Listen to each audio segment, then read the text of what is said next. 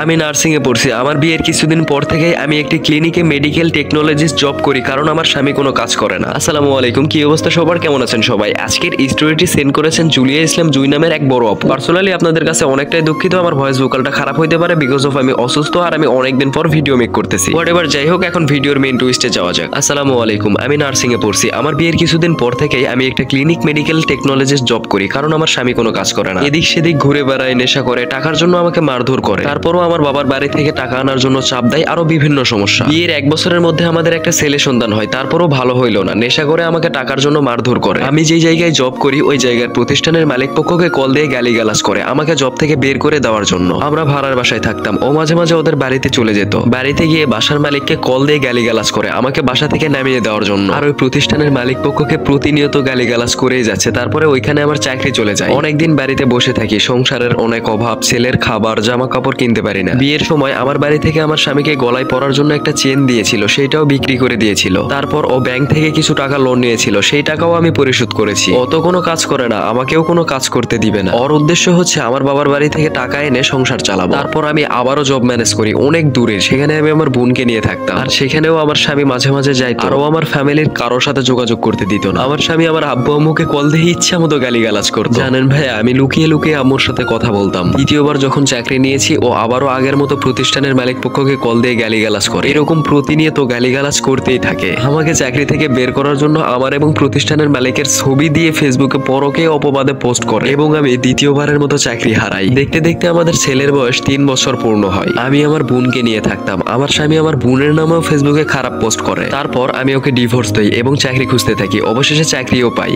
সেটাও আমার বাড়ি থেকে অনেকটা দূরে। আমার বোনকে নিয়ে থাকি, আমার বোন আমার ছেলের দেখাশোনা করে। ডিভোর্সের পরে আমাকে লিটারেলি হুমকি দেওয়া শুরু করে, আমাকে নাকি মেরে ফেলবে আর কল দিয়ে গালিগালাজ করে। তারপর আমার ছবি ব্যবহার করে ফেসবুকে মিথ্যা অপবাদ দেয় আমি নাকি ওর 4 লক্ষ টাকা নিয়ে পালিয়ে গিয়ে ডিভোর্স দিয়েছি। আর এইদিকে প্রতিষ্ঠানের মালিক পক্ষের নাম্বার সংগ্রহ করে গালিগালাজ করে। আমি বাধ্য হয়ে যে জায়গায় চাকরি করি ওই জায়গার থানায় ওর বিরুদ্ধে অভিযোগ লেখাই। থানা থেকে বলছে পরবর্তীতে কোনো ঝামেলা করলে তাদেরকে জানাইতে। আর কিছুদিন পরে ও ওই প্রতিষ্ঠানে আসে। সেদিন প্রতিষ্ঠানে আমি আর রিসেপশনে একটা মেয়ে ছিল। প্রতিষ্ঠানে বসে আমাকে গালিগালাজ শুরু করে, এত খারাপ ভাষায় গালি দিয়েছে যা বলার মতো না। তারপর ওই প্রতিষ্ঠানে বসে আমার গায়ে হাত দেয় এবং মোবাইল ছিল আমার হাতে, সেটাও ছুঁড়ে ফেলে দেয়। তখন ডিভোর্সের বয়স 10 মাস। ডিভোর্সের পরে আমার গায়ে হাত দেওয়ার উনিকে এই থানায় অভিযোগ লিখিয়েছিলাম। ব্যাপারটা আমি ওই থানায় জানাই। থানা থেকে বলেছে আমি যেন স্থানীয় থানায় গিয়ে মামলাটা করি। তারপর আমি প্রতিষ্ঠান থেকে 2 দিনের ছুটি নিয়ে বাড়িতে যাই মামলা করার জন্য। বাসায় গিয়ে সেখানকার স্থানীয় থানা থেকে আবার বলছে যে জায়গায় বসে আমার গায়ে হাত দিয়েছে, মানে যে জায়গায় ঘটনাটা ঘটছে সেই জায়গায় মামলা করতে। আর ও প্রতিনিয়তই আমার নামে আমার ফ্যামিলির নামে ফেসবুকে বিভিন্ন ধরনের পোস্ট করেই যাচ্ছে। মানে আমি সঠিক কোনো বিচার পাচ্ছি না। আমি প্রতিনিয়ত জীবনের সাথে যুদ্ধ করেই যাচ্ছি। এই অবস্থায় আমি কি করব? আমি কি সঠিক বিচার পাবো?